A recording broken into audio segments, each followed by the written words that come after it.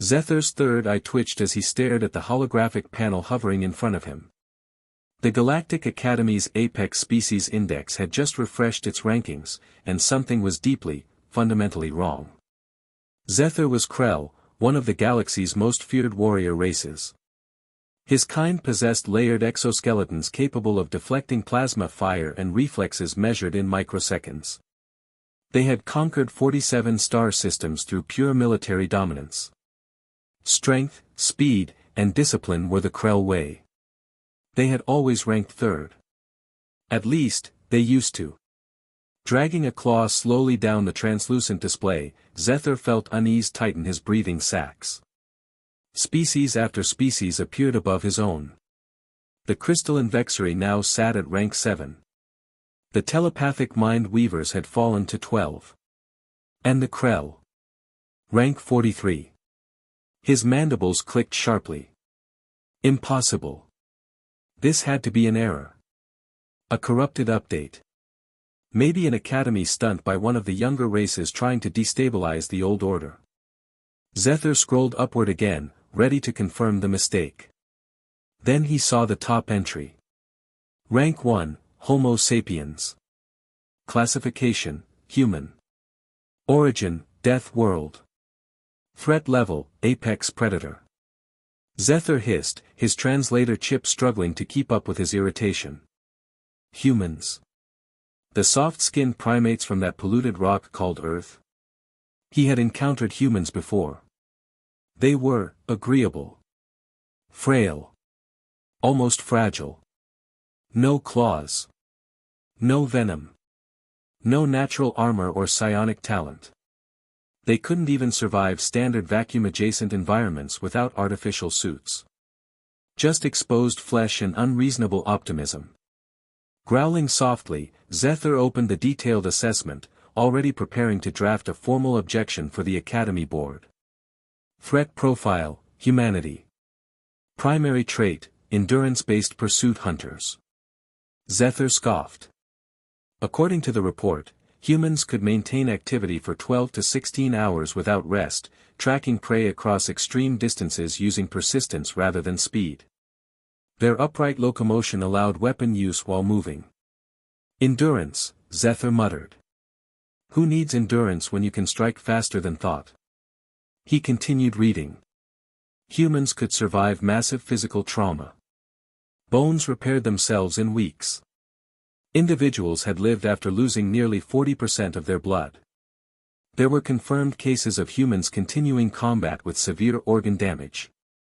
Primitive toughness, he whispered, though the confidence behind the words had begun to thin. Then came the psychological warnings. Humans possessed an adrenaline response that suppressed pain and increased strength output dramatically, especially when injured.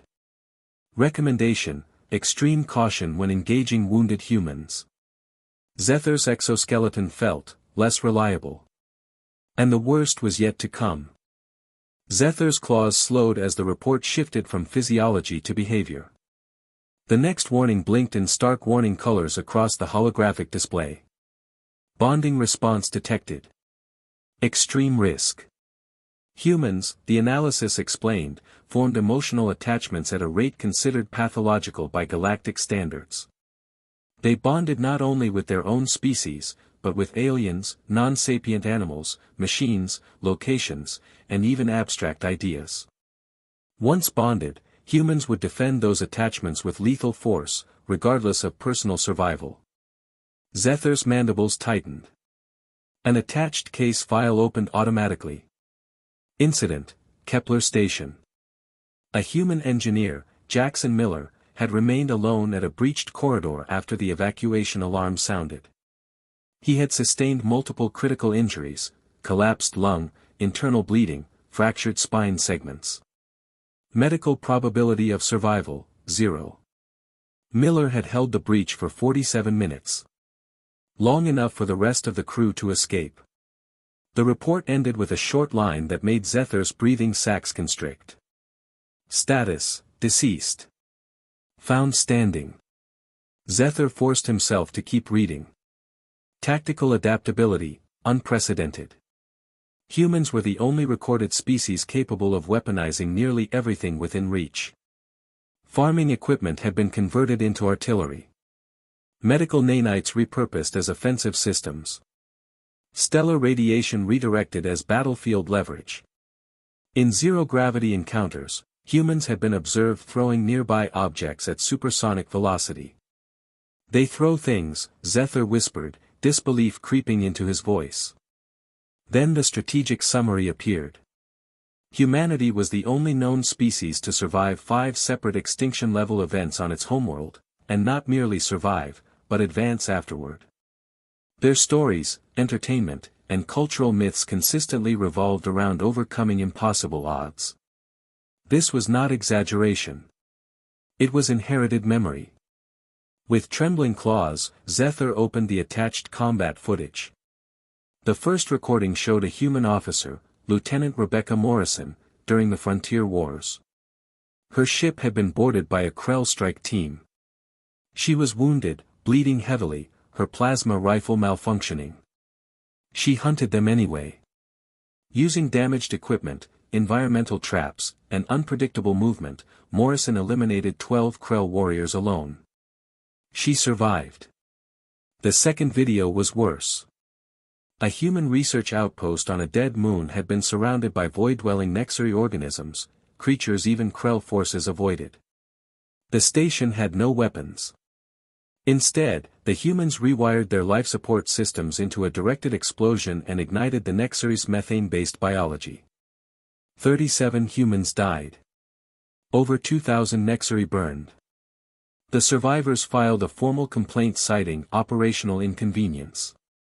Zethar leaned back, claws shaking, as the final doctrine scrolled into view.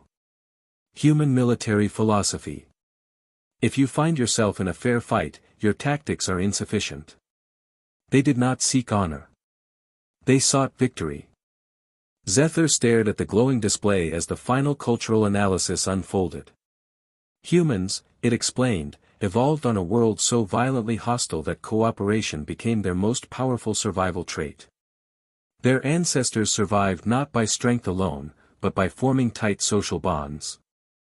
That same neural wiring allowed them to feel loyalty and hatred with equal intensity. A human who shared food with you today would willingly walk into fire for you tomorrow. And if you threatened someone they cared about, they would destroy you without hesitation. A highlighted proverb appeared, translated from multiple human languages into a single, chilling concept: "I would die for my friends, but I would kill for my family." The threat assessment concluded without hesitation. Gaining a human's loyalty resulted in an ally who would never abandon you. Earning their hostility carried only one recommendation: immediate relocation beyond known galactic space. Zethar slumped into his acceleration couch, the rankings still floating silently in front of him. Homo sapiens. Rank 1. Unbidden, a memory surfaced. Captain James Patterson. The human officer who had commanded the joint task force Zethar once served under. The man who had stopped mid-battle to dig Zethar out from a collapsed tunnel, carrying the heavier Krell warrior nearly half a kilometer under sustained enemy fire. At the time, Zethar had assumed it was bravado.